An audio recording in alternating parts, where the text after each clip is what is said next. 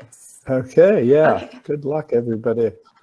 Okay, hi everyone. Welcome to the first day of the pitch competition, the Refine Your Pitch Kickoff event. We'll be starting with a presentation on what investors look for in pitches, and then we'll move to the different sessions for you to present your pitches. So this event is being sponsored by the law firm of Quarles & Brady, TechNexus Venture Collaborative, the student-run venture, the Dorm Room Fund, and the Coleman Foundation, which supports local entrepreneurs. We are very thankful to each of them for their contributions to the prizes. The mentors are very excited to hear everyone's startup ideas. And so without further delay, we'll have all the mentors introduce themselves, starting with Bill Moller. Hi, everybody. Delighted to be here. I was involved with a similar program just about a year ago. I am a longtime broadcaster in Chicago on WGN Radio and CLTV. And for about 10, 11 years now, I've been doing coaching for a large global corporation, professional services company, helping their very technical people present complex business solutions in a way that not just sells the solution, but sells the implementation team. So I help them become more engaged speakers, how to get the client to like them, to respond to them, to present with the confidence, with enthusiasm, with good storytelling, with personal warmth. All these little details actually have a lot to do with how we come across when we communicate ourselves. So that's what I've been doing. I love it. I left broadcasting there in Chicago just over a year and a half ago. My wife and I live in the Philadelphia area now. So delighted to be asked to be participating in this program. Thank you, Bill. So now we'll hear from Bill Reichert.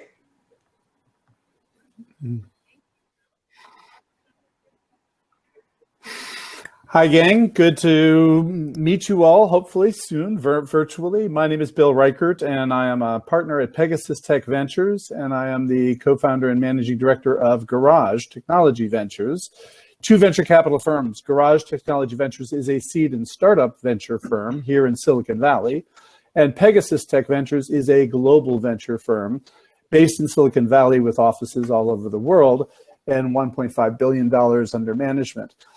So I actually started out as an entrepreneur out here in Silicon Valley. I came here to Stanford for graduate school, wound up starting a company, got hooked on this entrepreneur thing, started up 4 companies, 2 of them went public, and then I decided to become a venture capital investor and started Garage Technology Ventures with Guy Kawasaki.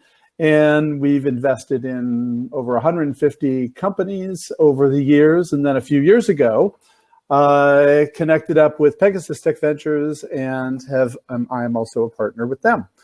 So I'm looking forward to talking with you about now we'll go on to John perfecting Godoy. your pitch.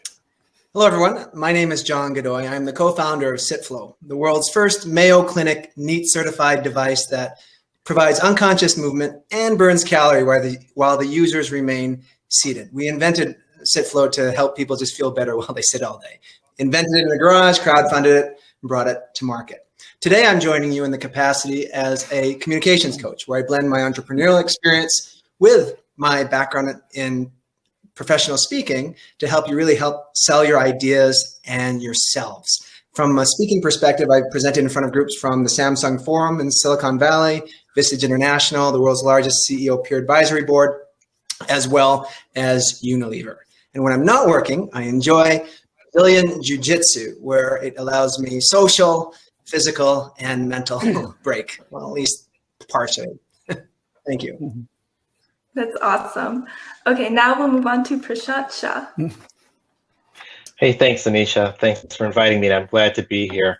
I'm also a former Chicagoan. I grew up in Elk Grove Village, but moved out to Silicon Valley back in the 90s. And I started my career there in a number of startups and large companies and so on. But eventually, I found my way into venture capital out here. And in 2001, I joined an enterprise software VC named Hummer Winblad Venture Partners.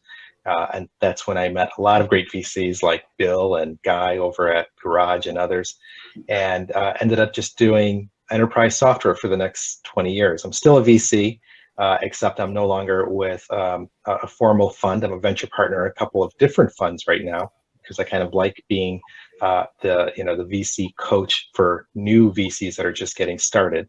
And I'm also very involved in this nonprofit called TIE, which stands for the Indus Entrepreneur, but it's a nonprofit that got started here in Silicon Valley back in the early 90s.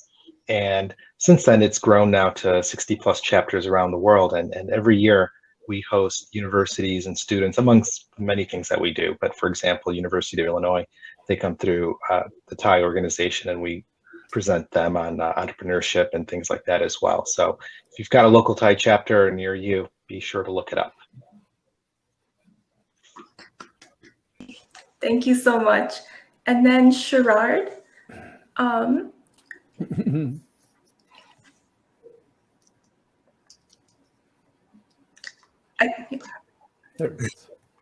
Hey, everybody. I'm sorry about that. I had another call in my ear. I apologize. So essentially, my name is Sherard Jones. I work as a consultant for a company called Strategic Futurist Consulting. What we do is standards development as well as accreditation. And so that's the first thing that I do. Thank you. And that's the first thing that I do. Additionally, what I do is to run a small kind of service aimed towards entrepreneurs called Viable. And essentially what Viable is to take my background in standards development and accreditation and to turn it into a methodology that helps people to successfully design and to deliver niche businesses, right? And so what I found historically is that African Americans and minorities are underrepresented as entrepreneurs, and that there are a lot of resources, primarily informational resources, that they don't have. And so what I wanted to do was to kind of open up the books as much as I could and try to help people to walk them through a blueprint because that's what I have experience doing. And it initially started, I tried to launch a business and had failed miserably because I was good at like running businesses in a corporate environment. I was good at startup and turnaround, but I had no idea how to do it for myself. And so when I tried to do it for myself, I lost a lot of money and wasted a lot of time, and then really realized that there had to be a better way to do this. And so went about the business of educating myself and really learned a lot. And so then I began to get involved with SCORE. So I begun mentoring for SCORE, as well as become a workshop presenter for SCORE. Additionally, in an earlier iteration of the IIT pitch competition, I mentored someone. They won the pitch competition. That was awesome. Additionally, I worked with the Chicago Urban League with their startup program. I've facilitated courses. I actually went through their program and won their pitch competition. And so I just really learned really a lot about what it really takes in order to help people at the onset to come up with a really good, viable idea that makes sense, that will lead you into a viable business model, that will lead you into a scalable enterprise. And realize that absent that, a lot of times people just spin their wheels and make a lot of avoidable mistakes. And so I just really committed myself to helping people as much as I could to avoid avoidable mistakes, really. I think that's the short answer to what I try to do with my service. So that's it. Excellent. Awesome. Thank you so much. And thank you everyone for introducing yourselves. Now we'll be moving on to the workshop. So our workshop speaker is Bill Reichert, and we'll have just Bill on stage. Goodbye. Okay. Okay. Awesome. So Bill, you can All right. start. See you guys later. Okay. Right. Okay. And let me share my screen and get going with the overview, which we're calling Perfecting Your Pitch, Silicon Valley Secrets for Entrepreneurs. So this comes from many, many years of working with entrepreneurs, actually starting out with myself being an entrepreneur. I figure when I was an entrepreneur, I probably made something over 250 pitches in the course of starting and restarting and funding the 4 different companies that I was involved with.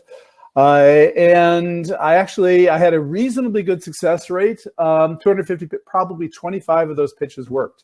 So 1 out of 10, ain't bad.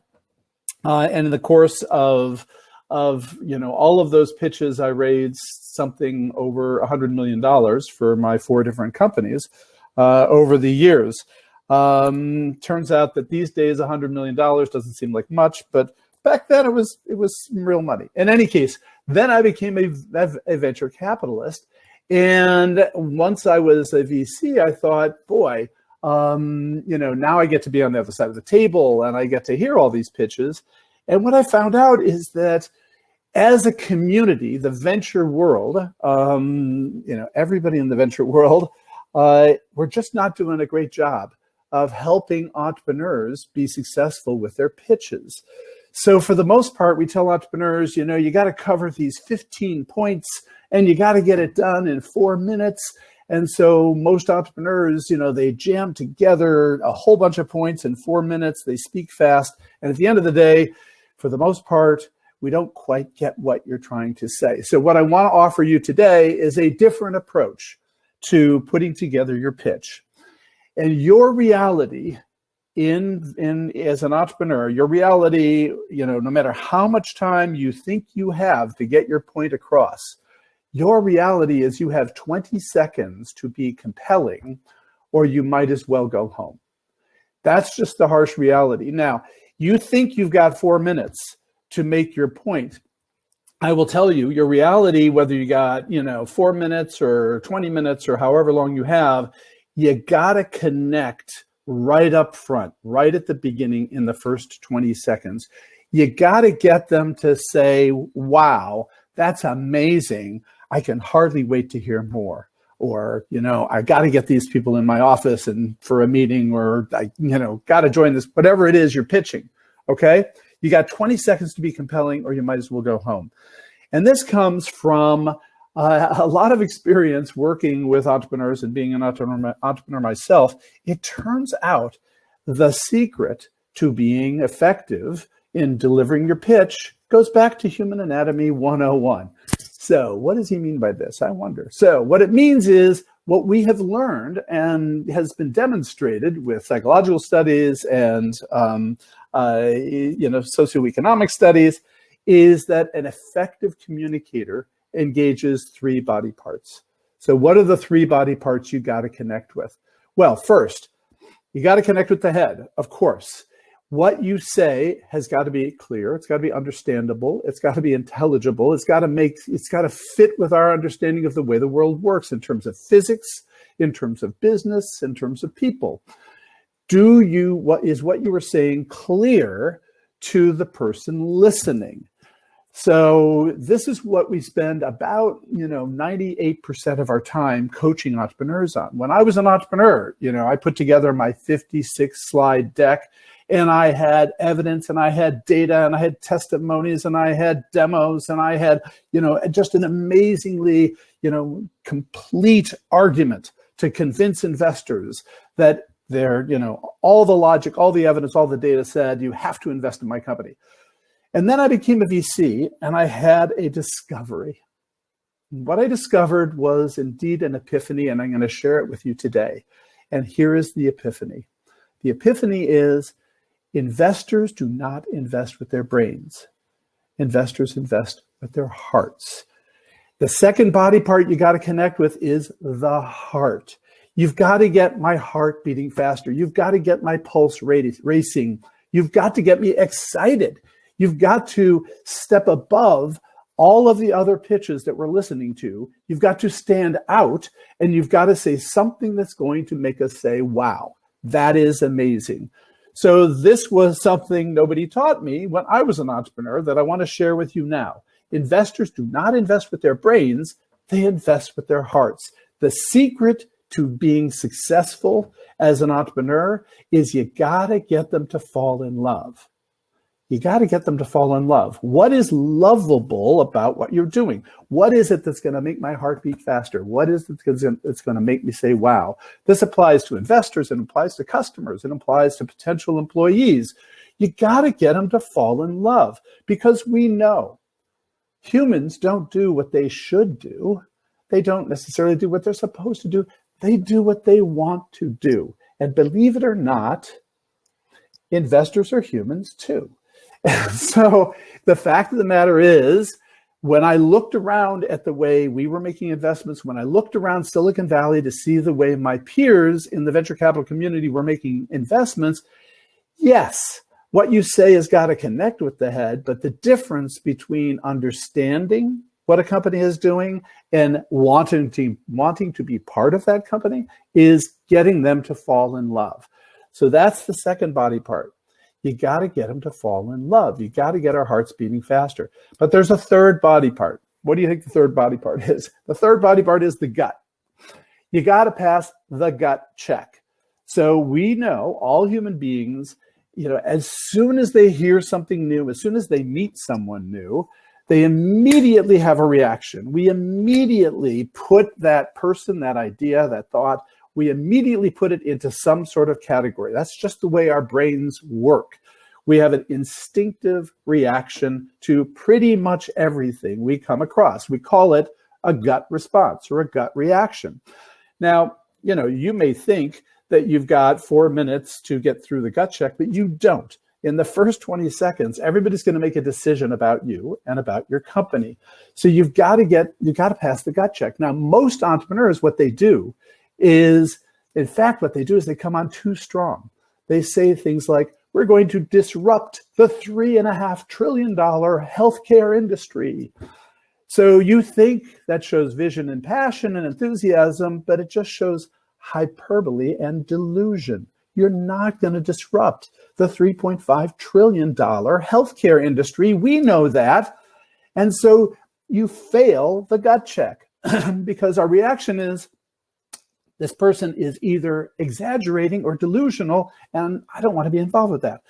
So you've got to be careful when you first start out that what you say does not turn people off. We instinctively decide, I trust this person or I don't trust this person. I want to stick around. I want to run away. That's a human response. So you got to be careful that you pass the gut check. Okay, head, heart, gut. 3 body parts you got to connect with. Which one do you think is the most important? Okay, I just want to make sure to see if you're listening. What's the most important? The most important is the heart, right? So yes, it's got to connect with the head. It's got to be clear. It's got to be something understandable. And yes, you got to pass the gut check. But at the end of the day, what separates you from everyone else, that what makes you stand out, is if they fall in love, is if you can appeal to their heart.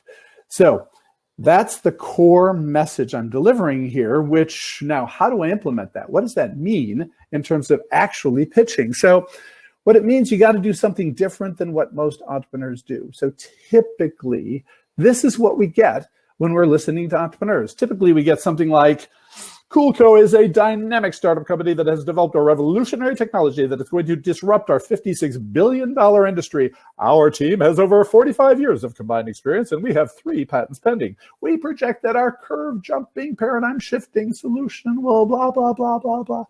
That's what we typically get, at the beginning of a pitch. Or at the other extreme, this is a company that actually came into our office and they really said this. They said, we use a 2048 Diffie-Hellman key exchange and 256-bit triple DES to provide impenetrable encryption for IoT devices.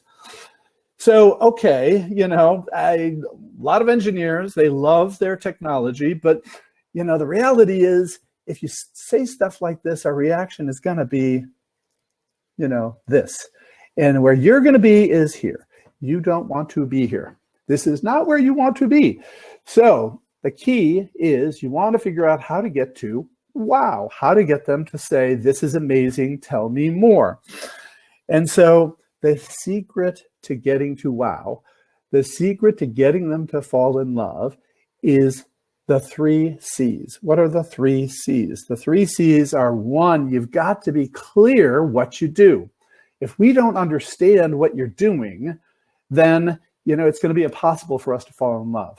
And I will tell you, probably the single most deadly response that you're going to get from investors is, I listened to what you were saying, but I'm not sure I understand what you do.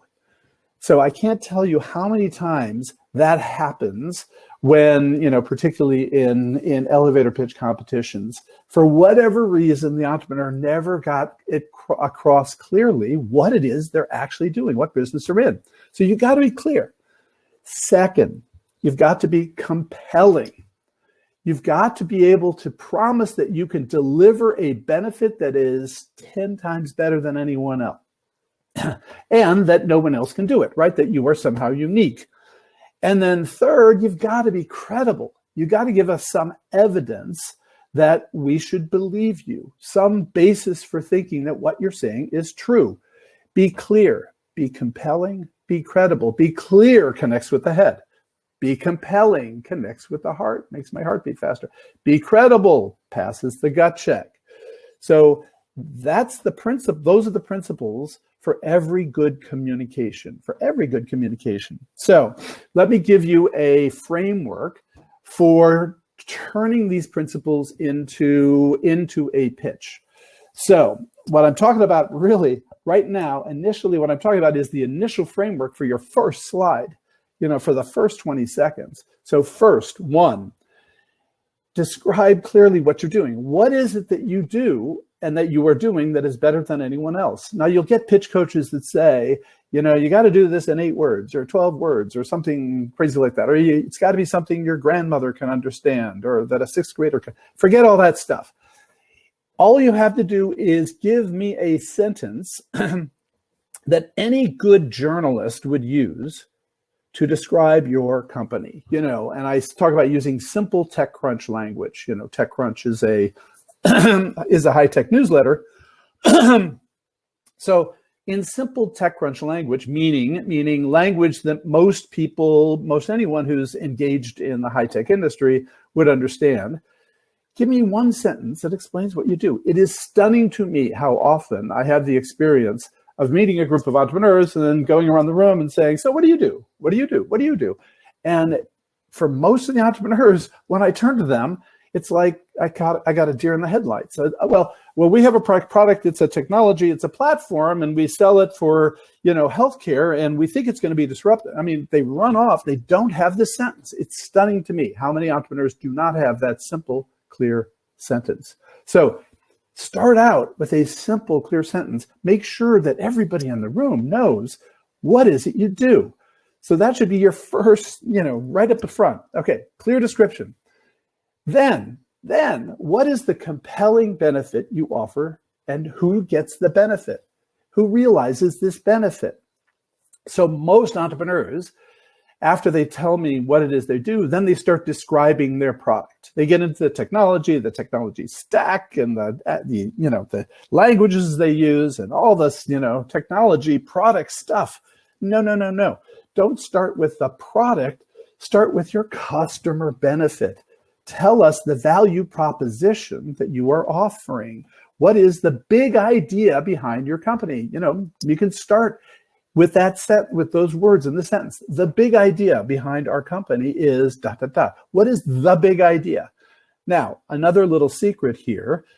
Most entrepreneurs, what they want to do is rattle off a whole bunch of features, thinking that all those features are a whole bunch of benefits, thinking that a whole bunch of benefits aggregate up to a big idea. Here's something we've learned in the venture capital industry, that a lot of good enough benefits do not add up to a compelling benefit.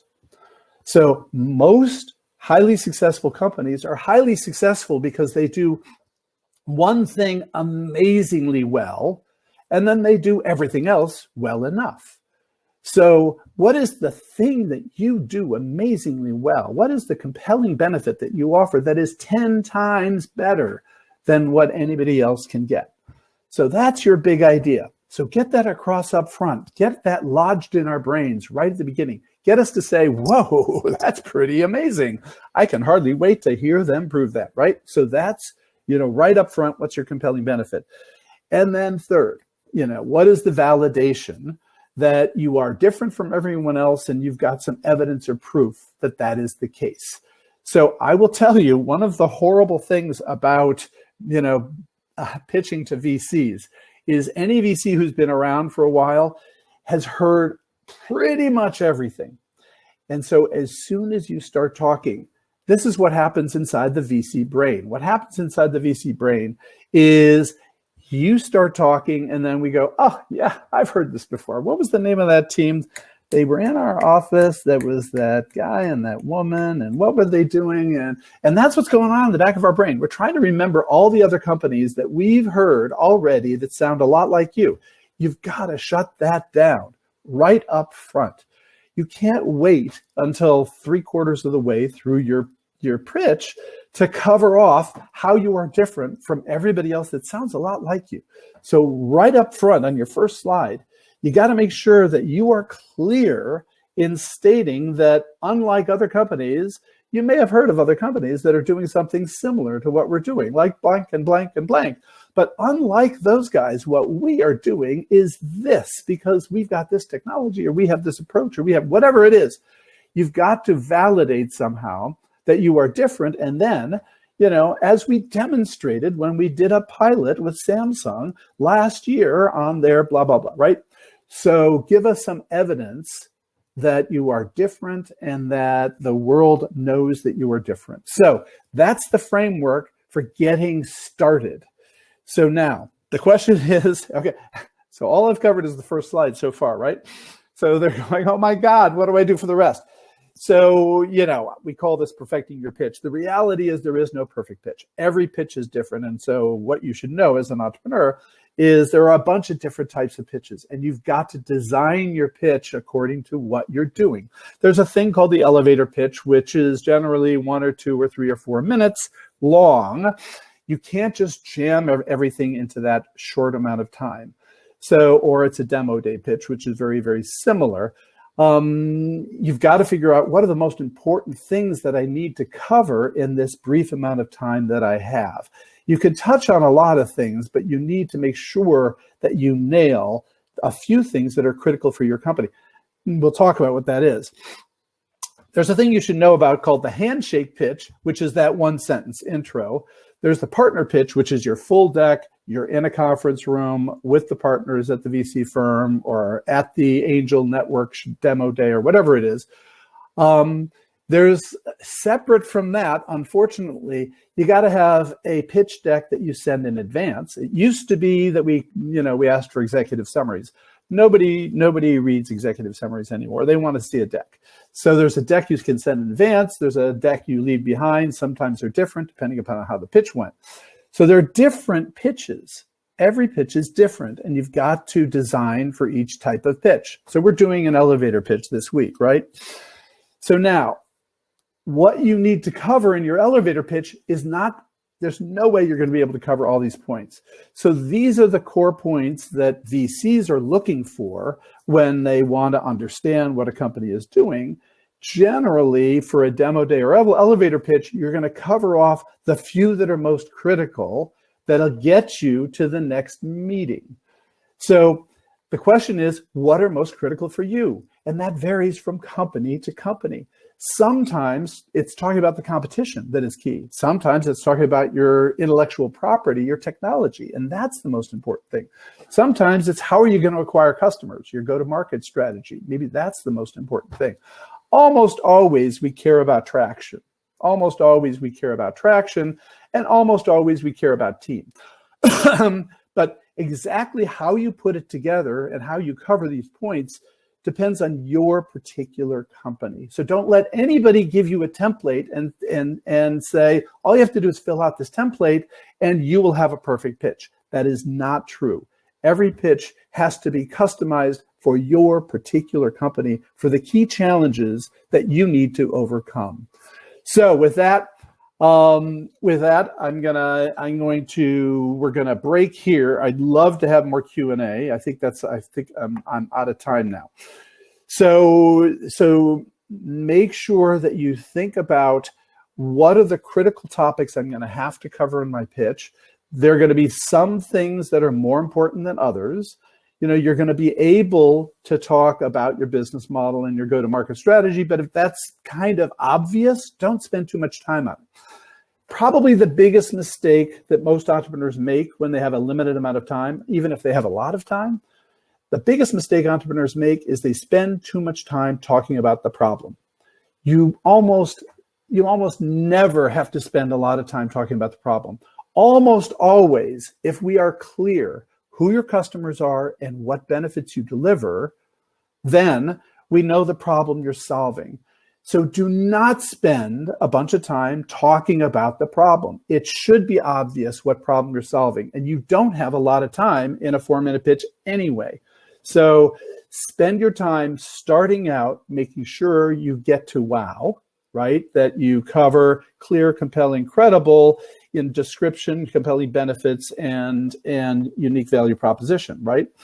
So make sure that in the first 30 or 40 seconds in the first slide, you have basically framed out everything. Don't spend a lot of time on the problem. Jump to focusing on what your solution is, what your compelling benefits are, and then what are the biggest challenges you're going to have to overcome and be able to overcome. All right. So that's an overview on getting to wow. It just so happens that I've written a book with a co-author exactly on this topic.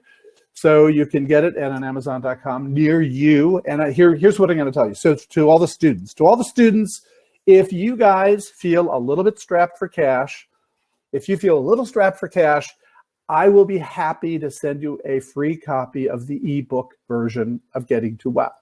So all you have to do is reach out to me, Bill at PegasusVentures.com. All you have to do is reach out to me, and I will be happy to send you a free copy of the ebook. All right. If you're feeling strapped for cash. So, and there's my email address, Bill at PegasusVentures.com, or my handle is just Bill Reichert on Twitter, etc. Okay, gang.